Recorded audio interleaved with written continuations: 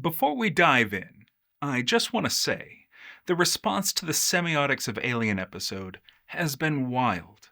I never expected a niche show about design history to find much of an audience, but I'm really glad you're here.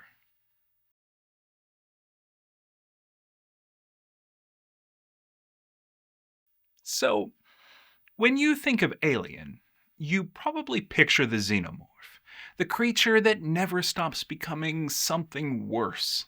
The chestburster exploding across the dinner table, the facehugger wrapping itself tight, Ripley staring down the Queen with a flamethrower.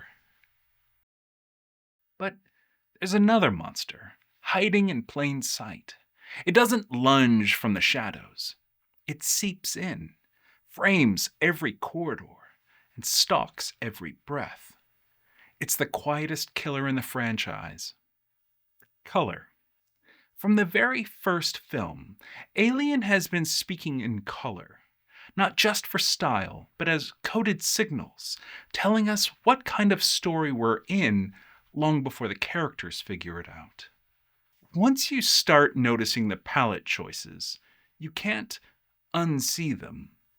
They're like warning lights baked into the atmosphere of each film. In this episode, we're going to decode that palette, from the grays of the Nostromo to the sterile blues of Earth, and see how color has always been part of Alien's language. But first, did you know that the Nostromo wasn't always gray? Designer Ron Cobb wrote that an early model of the ship was painted yellow, which Ridley Scott found garish.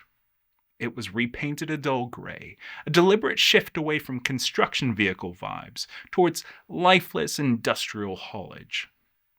That one choice defined the film's palette: corporate, industrial, and expendable. The Nostromo reads as industrial grays and clinical whites, cold steel corridors, low ceilings, flicker and haze. That wasn't an accident, it was designed. And you can see that when you zoom out. This is the entire film compressed into stripes of color, frame by frame. Notice how it's dominated by blacks, silvers, and deep blue streaks, with occasional bursts of sterile whites. That's not random noise. That's the palette speaking the language of corporate expendability. Alien's palette was already doing narrative work. But when James Cameron took the reins for Aliens, the color code shifted. We jump to 1986, and the palette tilts sharply. Military greens, washed steels, and a flood of blue lighting that almost swallows the frame. Here's the Aliens in barcode form. The difference is striking. An entire film bathed in steely blues and muted greens. It looks like a combat zone under fluorescent light, long before the shooting starts. Cameron didn't just change the genre, he changed the color code. And then there's Alien 3. The palette takes a radical turn because the setting does. Fiorina 161 isn't a corporate ship or a military outpost. It's a prison planet, an ore refinery at the edge of nowhere. Everything is corroded, rust-stained, and lit by firelight or failing fluorescence. See how the spectrum collapses into browns, oranges, and black shadows? It's the color of rust and decay, baked into every frame. The prisoners' rough uniforms, the sweating walls, the furnace glow, all of it contributes to a palette that feels less like science fiction and more like medieval purgatory. Where Aliens spoke in grays and Aliens in blue-green combat fluorescence, Alien 3 speaks in rust. The palette itself tells you this is a story about rot and inevitability. Survival isn't the question anymore. The question is how much suffering comes before the end. Let's look at the first three films together to see the variation in tone. Okay, let's talk about the prequels, Prometheus and Covenant.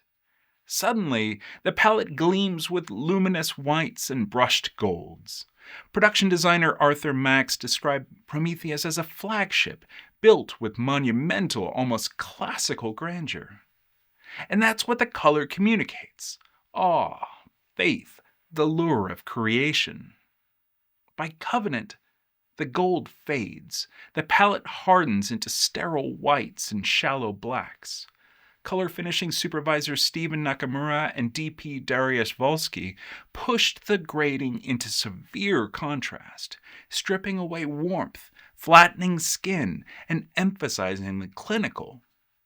Faith had curdled, and the palette makes it feel inevitable. And then you get to Romulus. Look at it. The series slams back into the dark. Deep blues, cold fluorescence, long stretches of oppressive black. Fede Alvarez said he wanted to capture the fear of the original. And you can feel it. This isn't the mythic grandeur of Prometheus or the green-gold shimmer of Covenant. It's closer to 1979 than anything since. Claustrophobic dread, lit like a nightmare you can't wake up from. Romulus slams the series back into the dark. We've been looking at these movies one at a time. But what happens when you line up the entire Alien saga, every film, every frame, side by side? Suddenly, you can read the DNA of the franchise in color alone. From the cold industrial blues of Alien, to the militarized steel of Aliens, the rust-brown despair of Alien 3, the almost comic book sheen of Resurrection, and into the modern prequels where Ridley Scott paints in phosphorescent teals and eerie greens. Even Romulus carries the genetic code, stitching itself into a lineage you can literally see. And now, let's talk about Alien Earth. Shot in large part on location in Thailand, the exteriors are lush, humid greens, ochre earth, tropical light. But the most critical moments unfold indoors, where the palette slams into icy blues and clinical whites.